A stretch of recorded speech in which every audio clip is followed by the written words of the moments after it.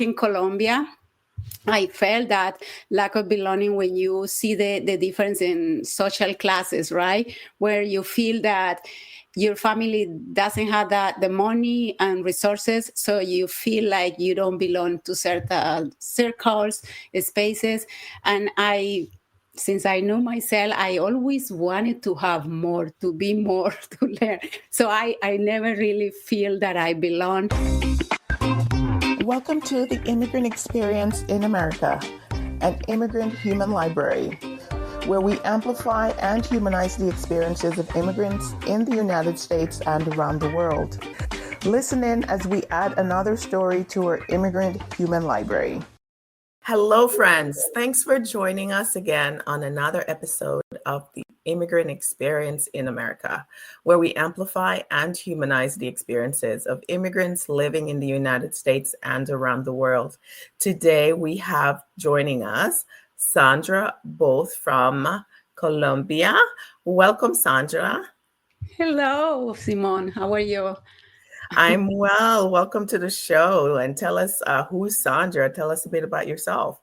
Thank you. No, first, thank you for having me in your podcast. I'm really excited to share about my immigrant experience and really captivated by some of the stories that I heard from three of the people. I have the time to listen only to three stories. So I'm here to tell mine too. So a little bit about myself. I was born and raised in a small town in Colombia, South America. And as a child, we moved really often until I was 11 years old. My family finally settled down in a part of that we went to live to a farm. So they moved to a farm. And in this farm, really is very special in my childhood. I was 11, and the farm had a lot of trees, very quiet and peaceful place where I finished my childhood. And so it was just perfect for I guess, my quiet and my reflective nature. So I spent hours reading under those trees. There were avocado trees, mango trees, a lot of mangoes. Reminds me of your book. You mentioned about mangoes in Jamaica. Well, I had a lot of mangoes too, and there were also oranges and avocados. My dad loved to take care of the trees, so he loved to take special care of the avocados trees, and that's how I grew up in this farm. And what else? My heritage is more.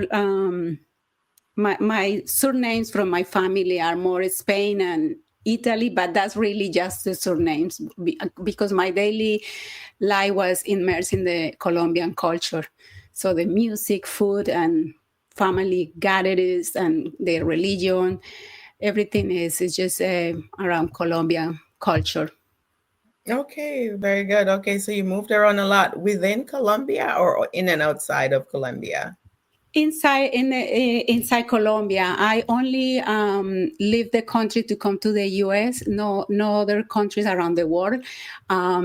So it was just even in the same state, but really never. My family, I come from a humble beginning. So my family, they didn't own a home until I was almost teenager.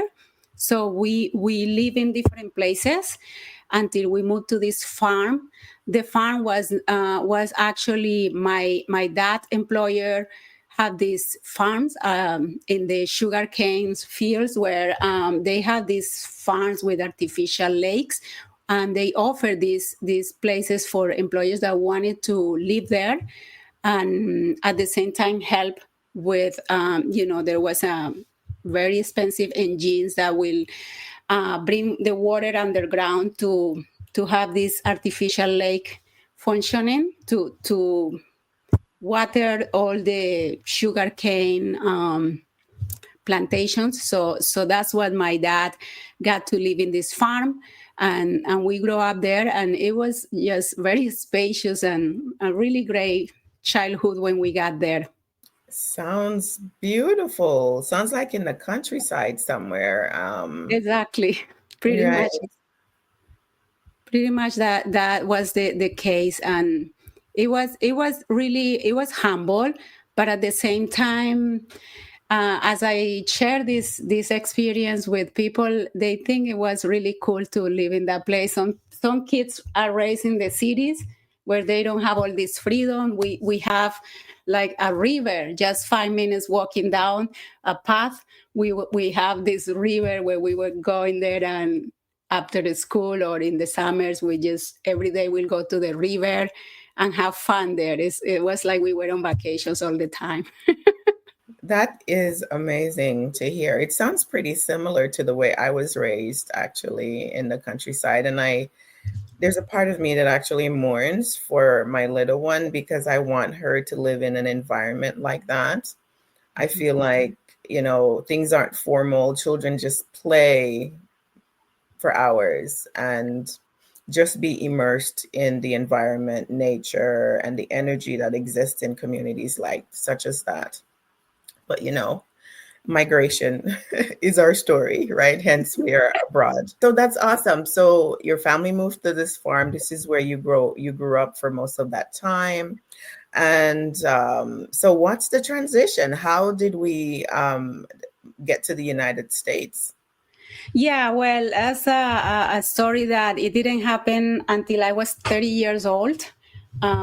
Because growing up in this farm, like I said, we moved to different places. So I went to two schools in my childhood, and the last school was the high school was really big, and we live in this farm. And even I mentioned, as fun as it was, I always feel kind of different, a lack of belonging, because there was this part of me that felt that we were poor or humble, and it just how it is, when I don't really consider belonging, the challenges with belonging, not only in the US but even back in Colombia. I felt that lack of belonging when you see the difference in social classes, right? Where you feel that your family doesn't have the money and resources, so you feel like you don't belong to certain circles, spaces. And since I knew myself, I always wanted to have more, to be more, to learn. So I never really feel that I belong. Even when I was in high school, around some kids that seems to have things that I didn't have. So my struggles with belonging, really, if I'm being honest, began in Colombia with the way I grew up. But going to your question, I finished my high school. I went to the city to attend college. Had to pay for college myself, so I had a job during the day, and at night I was going to college. And in my case, I just choose something that I could finish, right? So I choose my profession not based in what I love, but more in what will be helpful for me later in life, that I can have a job and earn money. So that's how I really choose my direction for college. I finished college. I joined, I have jobs in small companies during my time in college, and then managed to find a job in a multinational company. And this global company, after several years of working really hard with them, they offered me the opportunity to move to the US. So that's how my transition was to the US. I was already 30 years old.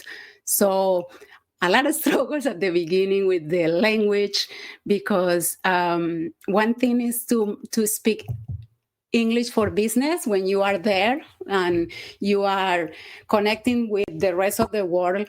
It's one thing to speak English for business. It's short, it's to the point.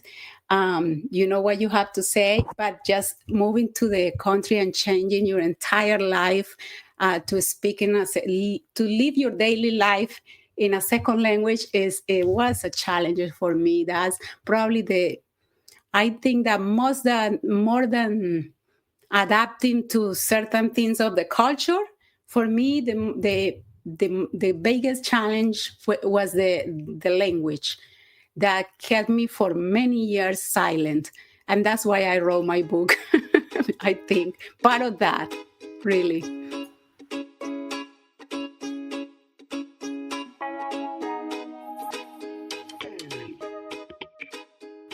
Unmuting Myself is the name of Sandra's book. Check it out. She's on Amazon and online in other places as well. But we'll talk some more about that a little bit later. We'll show a copy if she has it closed, and we'll tell you where you can find a copy of Unmuting Myself by Sandra both. Thank you, Simone. So, okay. So, I'm curious, and I know my audience might be as well. Tell us, you've given us a little bit already about life in Colombia. I had a previous guest from Colombia as well, and she gave us her view or her perspective about what life generally is like in Colombia. Give us a sense for like Colombian life generally, like foods, music, festivals. Like, what is life like outside of your family moving and living on this farm and then you transitioning through work to the US? Yeah, no, thank you for the question. I feel Colombia is full of contrast. In one side, we have incredible beauty, landscape, right? There is mountains, beaches, music, food, and all these festivals and things that bring people together. And in the other side, there is also poverty and a struggle for people to make it there because of, the opportunities for work and all of these things. But for me, growing up in the farm, I always wanted to move to a city because when you don't have something, you want to know what it's like, right? I was different than my friends from school. They live in towns where they had neighbors very close, and I didn't experience that. The farm was there were other farms around, and on top of that, my mom wasn't very fond of let us go and socialize with these other farms. She was very protective. So I grew up like in with my two siblings, and it was just playing between us, my brother, that we were not really close because I don't know if you know, these siblings fight a lot, and my brother and I were very close in age, so I was more playing with my younger sister. So anyway, I when I was in the farm, I wanted to be in a city where I can have more connection with people.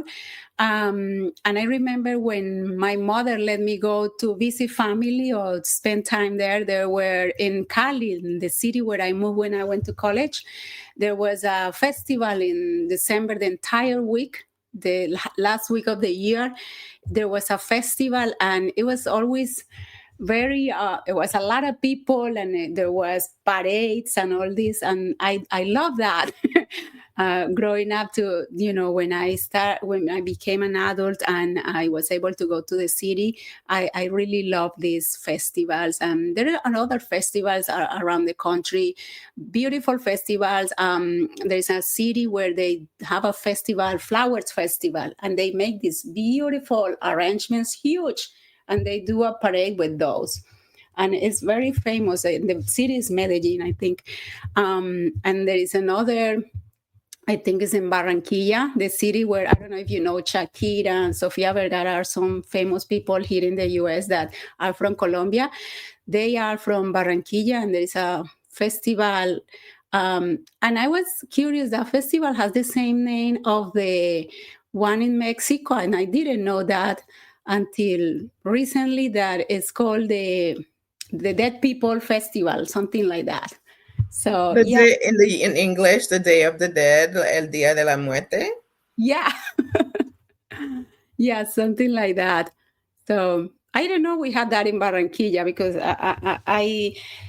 it's something interesting that even I'm from Colombia, I didn't have the opportunity to visit many of the cities, only the capital, Bogota, but I never traveled a lot inside the country.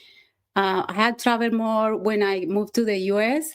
I had more opportunities to travel inside the US and outside the US, but not in Colombia. It's interesting. Because when I had that opportunity to travel, I was already 30. I was here. So that's maybe why it happens that way. Sometimes you can find, and I know my family and I have discussed previously that there are certain things that I think people from outside think that you might do in your own country, but a lot of times when you get into just everyday living, you go to school, you come home, family time at home over the weekends. And unless we proactively plan trips to go to the beach or to visit people or to go to this part of town and participate in different events culturally, sometimes you live even in the US, we've come across people who have never left their city in certain parts of the country. They've never traveled to another state, they've never gone to a big city. And so that's also a thing I think that I've come across too, and it was somewhat similar in our family. We went to visit a lot of people, and my dad traveled across the country, and I think for that reason we were able to leave and go and see different parts of the country. And Jamaica is tiny compared to Colombia, right? 144 square miles, if I'm remembering correctly, compared to the massive landscape of I mean, Colombia. I remember So, when I used to travel to the US, especially the first time and the first times that I was traveling to Colombia, coming back. Um, and the very first time I see that, you start seeing lights, but you still fly. Like in my country, when you see lights, you're landing in just 2 minutes, right? And over there it's flying and flying. I'm like, wow, this country is huge. It's just from the plane you can see, wow, it's huge. Just by the time that it takes to fly from one place to another in the same country. It's amazing that. But yeah, you were saying something that reminds me that sometimes people, because you're from Colombia or from the country you are, they expect certain things that you are certain things like. I remember people when they know, oh, you're from Colombia, you must be good at dancing salsa, and I just laugh because I do like dancing, but I am not like the dancers that they imagine, right? That really they move fast and all of that. I enjoy dancing, but it's not like my favorite thing. That if some people in Colombia need to dance every weekend, right? They just love dancing. Not in my case. It's funny. Some people expect that. So some things like that. very true. People have asked me from the very first time, from first years of being here, um, why don't you have dreadlocks? Or do you smoke weed? Or some other crazy things, right? That they assume that all Jamaicans are Rastafarians with dreadlocks, or that we all smoke marijuana or weed, because they see that in the media, in movies, or in the music videos with the reggae music and things like that. And so it's small. I was just here checking the square mileage to make sure I haven't forgotten after being away for 2 decades. So I was right. And so no, I don't smoke weed. Never smoked weed. I've wanted to lock my hair over the years, and I'm in a season where it might just happen, but we will see when I transition. But I've always done my hair with braids like I have it now, or I've done blowouts where I have blowouts like you see on my LinkedIn page. And so lots of diversity in that very small island. And I imagine as well in Colombia, people have different experiences, right? And so I also grew up on a farm just like you did as well. So I can totally relate with being in the countryside. So yeah, so there's a lot of just preconceived notions that people have based on what they're exposed to of any particular country or culture. And so they use it as a point of connection, and I would hope that people don't use it as a large generalization, but just experience people just as they are as you meet them. And we all have to Yeah. practice and adjust to that. I think as we meet people, I have to do that as well, because sometimes you experience one person from a certain place, and it actually is the point of reference you have in your mind. And so when you meet someone else, it's the first thing that comes to mind that you have to share. And so sometimes we have to leave ourselves space to experience people just as they are, as they're approaching us, right? So, but we're all learning, right, as we interact in this very multicultural space of the United States. Right.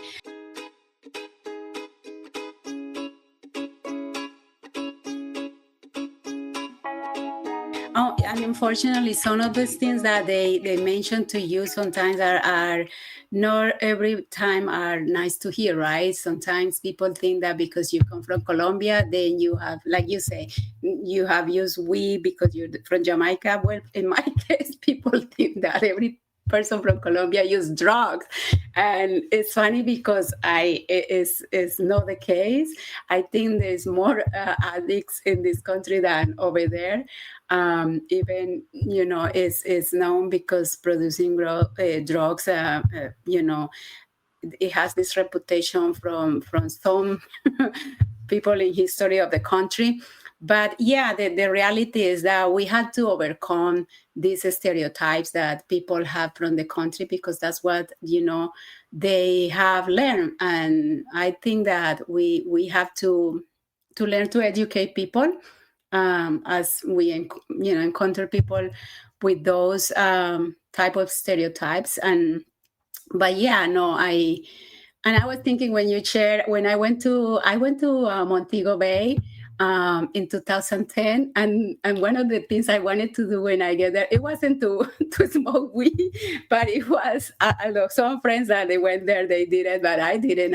I'd never had that interest for that, but I did do my hair over there. I paid to do it and even took photos because I thought it was very cool to have my hair done there.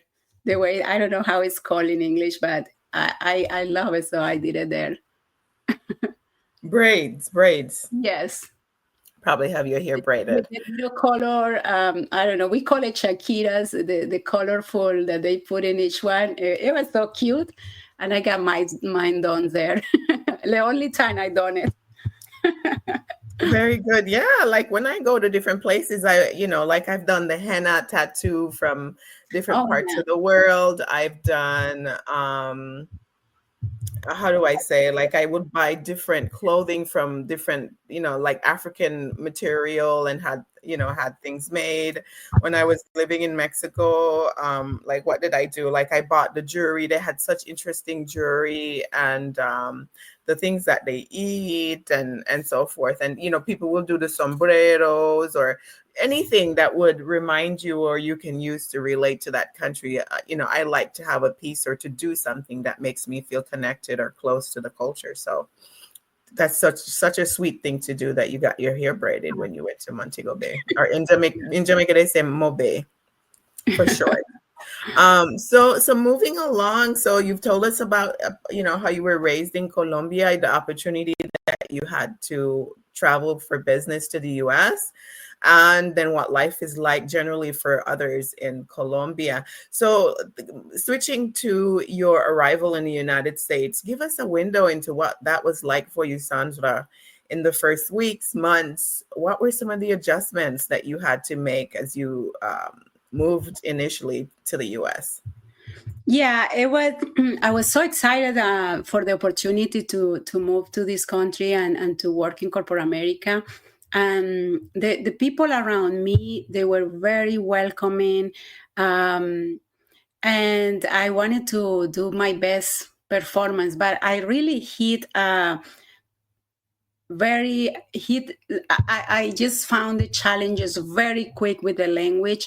I wanted to do my best and started studying English ESL classes. I remembered, that I was, first of all, I didn't drive when I moved to this country. I never had the need to drive in Colombia. And when I moved here, my job was 25 miles away from the town where I arrived, where I have my friends. So because I have friends there, from Colombia. So I found an apartment. They helped me to find an apartment there. So it was 25 miles from my job. I never done on me to just find out an apartment close where I was working. So I was traveling by train. It was 2 trains I was taking, and I was leaving my house at 5 a.m. In the snow to get to my job, to be there at least at 8. And I did that for about 3 to 4 months while I was working on studying for the passing the test to get my driver license. So when I got my driver license, I bought a car, and the car was parked outside my apartment for 2 months because I was so afraid. I didn't want to drive. I thought the day I drive will die. So that was one of the things that it's funny. Many people drive in Colombia, but there's a lot of public transportation, so you don't really feel the need. People avoid driving because of the gas is expensive and the traffic and all of that. People just, it's very common to use public transportation everywhere. So I have to find a way to overcome the fear of driving. So I finally had the courage to start driving, and then once I did that, I was enjoying more my life. I was feeling more free, going to places, and even at the beginning when I was shopping for my groceries, I wouldn't go in the parking. At first, I didn't go shopping. I will drive only to my job because a friend went with me several times, so I know how to get to my job without trouble. And then the challenge was to go to grocery shopping and parking in those places, trying to get there in the parking lot. Anyway, that was another, little by little, I was learning to try to be more independent, because the truth is that in this country, you have to be very independent and know how to, deal with your own needs. So I think that was great, because I don't know if I stay in Colombia, if I ever will face that challenge or face have the courage to drive. I was driving a little bit. I have a boyfriend that, he tried to teach me to drive, but I just wasn't a fan of driving. But that was one of the things. So I learned, and I started just being more independent, an independent life in the country. And then the language I started learning. At the beginning, I just was into my circle of friends that happened to be all, as it is, the same culture. And once I start opening myself to the American culture and try to make other relationships, is when I learn more. I experience that opening to other people is not easy, because sometimes you are rejected and sometimes you are welcome, right? So I have the courage to still do it, and it's how I start growing and really learning more the culture.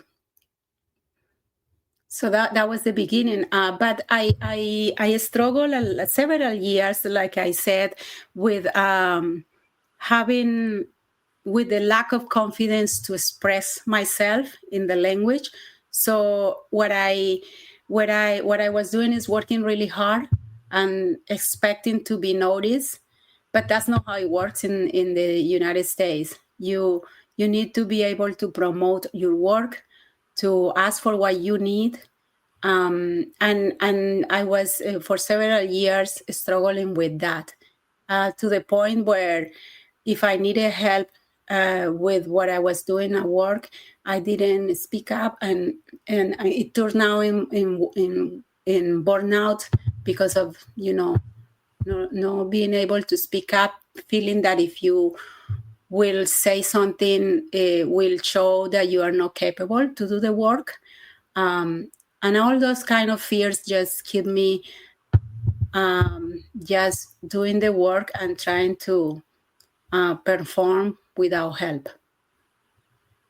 Wow. And that's such a I went through that too. I can so relate with that. I'm still working on myself to overcome that particular thing of learning to, as they say in the US, toot your own horn, right? It's important coming from collectivist cultures, such as a country like Colombia, to learn to market yourself, your skills, your abilities in a marketplace such as the US. It's very individualistic, is the term they use. It's capitalistic, and it's about you simply being able to communicate what your abilities, what's your value, what you bring to the marketplace, and being able to do that succinctly. And so for me, it wasn't quite clear for me at first. It's something that I've had to learn and learn the hard way because nobody presented the US culture as I know it now when I first arrived. I had to decode it for myself. And it took me literally 2 decades, which is why my book was written, right? Decoding America, because it was painful at times and not understanding, just being lost in that in-between world of trying to translate things from the culture that you knew to the culture that you're now immersed in.